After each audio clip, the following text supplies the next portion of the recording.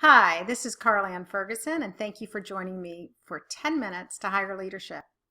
Today I'm going to be talking about getting your head above your desk, how to increase your value by changing your strategic perspective.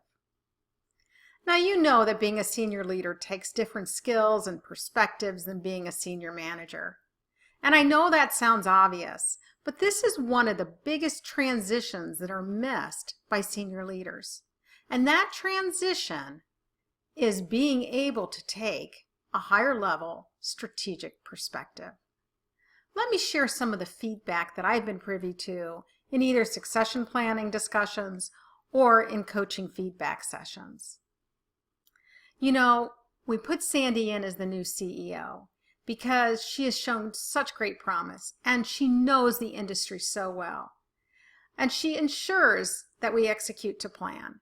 But she's just not understanding that the board expects a new direction, not just more of the same or minor improvements. Jan's team, they have a ton on their plate and they have a long list of accomplishments, but it doesn't seem to be moving us any closer to our vision. And Jose is really good at knowing what's going on in the company, but he's missed some key shifts in customer expectations that impact our future. You know, we send him out to conferences, but he just doesn't come back with any new ideas or any insight into how the customer's expectations are changing. Now, when leaders are given this feedback, a common first reaction is to point the finger up to the next level of leadership and bemoan that their boss or the board is not providing them with a clear enough strategic direction to know what to do. I recognize how frustrating this lack of direction can be, but before you give that argument too much energy, I want you to take that finger that's pointing up and point it at you. Your managers and employees are looking for you to set the direction. Not your boss, not the board of directors, you. So the first step, the first action that you can take to increase your value and increase your strategic perspective is don't wait for direction. Don't wait for permission. Sure, we would love for our executives to be strategic visionaries who know exactly what will happen in the future and give us a clear picture of what is needed at our level. But that's not going to happen. Hopefully they've provided a high enough direction, and now it's time for you to interpret that and interpret how your team supports that direction. You may be thinking, wait, Carl-Ann, my boss hasn't provided any type of direction. You know, sometimes you get an executive that really never learned how to think strategically. That's unfortunate, and I know it's extremely frustrating. But guess what? It's still your responsibility to fill the gap for your team. Your team doesn't care whose fault it is. They need direction, and they need it to come from you. They need you to choose a finishing line and a route to that finish line. They need you to define what winning looks like. If you are waiting for permission, stop it. You already have it. When you were selected into your position as a director, a vice president, a CXO, you were implicitly given permission from the executive staff or board of directors to be completely responsible for your organization. And that includes creating strategic direction. They are waiting for you to tell them what needs to be done. They don't know your area as well as you do. They don't have the time or expertise to research the trends that might impact your scope of responsibility. Only you know this, and they are looking to you to do this work.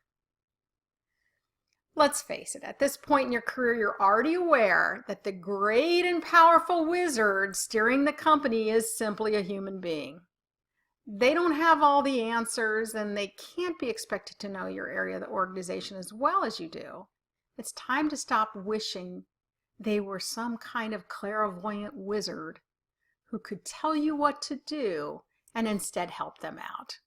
After all, your direct reports are frustrated at you for not taking on your wizardly responsibilities or charting the golden brick road to the future. Action number 2, make time for strategic reflection. Ask yourself, are you carving out time for strategic work and strategic reflection? Or is your head down at your desk attempting to get all the urgent and important stuff done that people could keep coming to you for? You know, that tyranny of the urgent can commandeer your calendar. So it's essential that you block time for strategic work and strategic reflection. I'm certain that a lot of the work you're doing is connected to the vision and strategies, but you still need to ensure that the direction you are headed in is the right one. Block time at least twice a year to monitor your internal and external environment to see if changes are needed. Conduct research and learn the trends impacting your business. Check on competitors and identify potential disruptors to your business. Now, one should be protective of this strategic reflection time. Beware of the trap of letting others take this time when schedules get hectic. You know how it is. I need to meet with you at this time. Can you, and this date, can you please just let me have this? Oh, I guess I could move that out. And then we keep moving it out and we keep moving it out, and pretty soon we failed to do the strategic reflection we needed to get done. I used to block 1 or 2 days off my calendar every once in a while, and I would ensure that my team knew that this time was sacred. They weren't to schedule me for anything on that date. They weren't allowed to get calls asking from those times. This was sacred time. And getting out of the office kept me from being pulled back into the day-to-day work and allowed me to raise my vantage point to the future and keep it there for longer than 30 minutes. After finishing this work, I would bring it back into the office, share it with my team, and we would revisit our strategies, and we'd also question everything we were doing to ensure that each deliverable was attached to helping us reach our desired future. This leads to action number 3. Start saying no.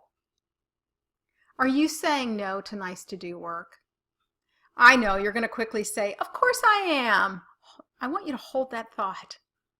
If you aren't taking the time for strategic reflection, chances are some non-strategic, non-urgent, non-essential requests have creeped into the work being done by you or your staff.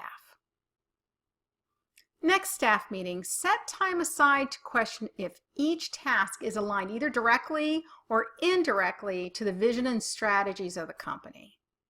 Let your team know it's okay to say no or not now to those items that are not aligned. This is also going to send a message to your team that they don't have to burn themselves out doing everything that is asked. Now, perhaps in your company, no is not an option. I've been in those companies. And the best way to diplomatically say not now is to explain which strategies you're currently working on and why this request that they're asking for must fall lower in the priorities. Now, if that doesn't work, let the person know that you will need more resources in order to say yes. So you're giving them a yes, but. So perhaps you need more people, more time, or more money in order to make their request a priority. I can tell you that being able to justify your response based on the company's priorities makes it a lot easier for your boss in the next levels to support you in this pushback. So to recap, there are 3 things you can do right now to get your head above the desk and increase your strategic perspective. Action 1, don't wait for direction or permission. You already have it. 2, schedule time now for strategic reflection. In fact, Do it right after this. Get on your calendar and block those 1 or 2 days to set it up for your strategic reflection. And action number 3, start saying no or not now, and make sure that everything you're doing is either directly or indirectly aligned with getting you to that future vision and to those strategies. Yes, certainly you have to take on some of those urgent firefighter ones, but make certain that the majority of what you're doing is directly related. All right, if you have found this video helpful, then you're going to love these next 2 steps to grow your strategic perspective.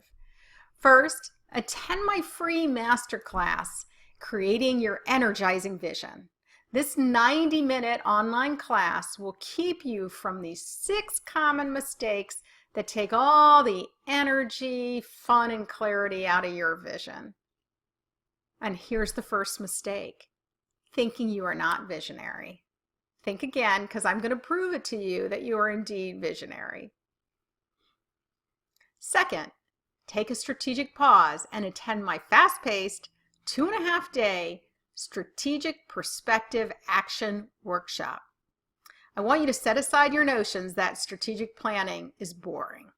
We're going to take your vision from blah, blah to hurrah, and you're going to create a foundation for a strategic plan that will engage others and surpass all expectations.